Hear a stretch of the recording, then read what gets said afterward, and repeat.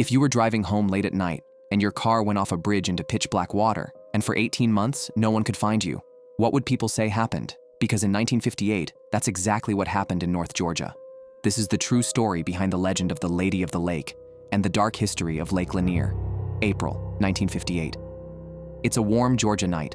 Two young women, Delia Parker Young and Susie Roberts, are heading home from a dance. They're crossing Brown's Bridge, laughing, probably replaying the night in their heads. It's late. The road is dark.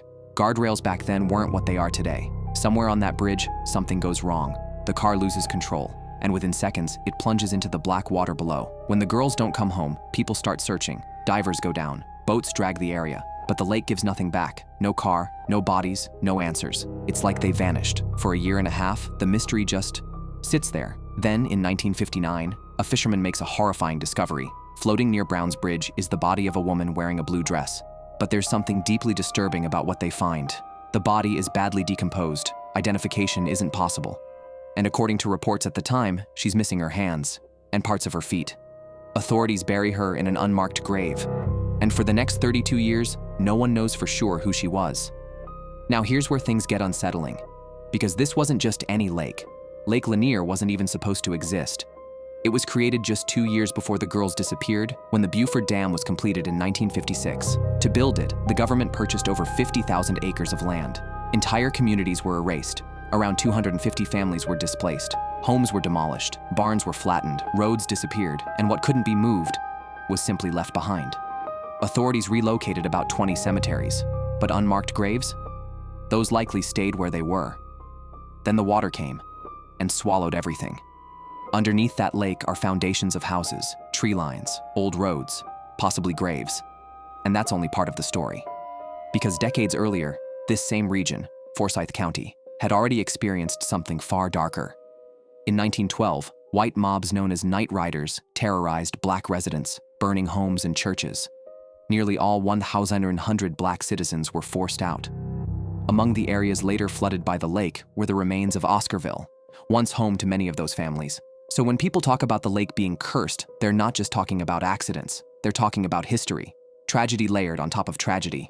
Now back to the girls. In 1990, construction crews preparing to replace Brown's Bridge made a shocking discovery. At the bottom of the lake, they found a rusted 1954 Ford. Inside were human remains. Dental records confirmed it was Susie Roberts. And with that discovery, authorities finally concluded the woman found in 1959, the one in the blue dress, had been Delia Parker Young.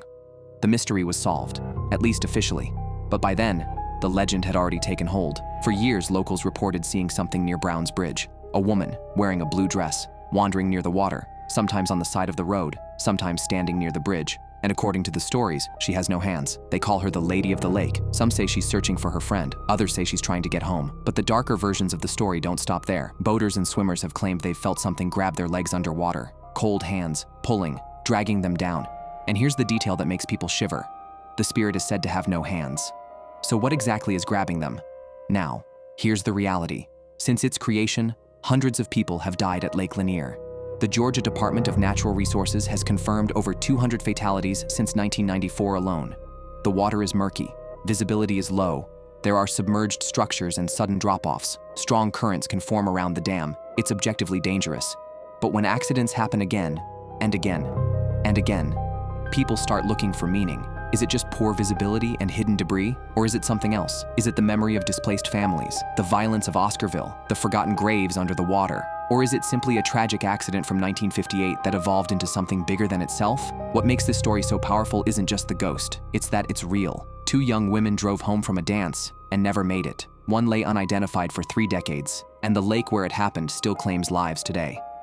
So the next time you see a beautiful stretch of water, calm, reflective, peaceful, remember, sometimes the surface tells you nothing about what's beneath it.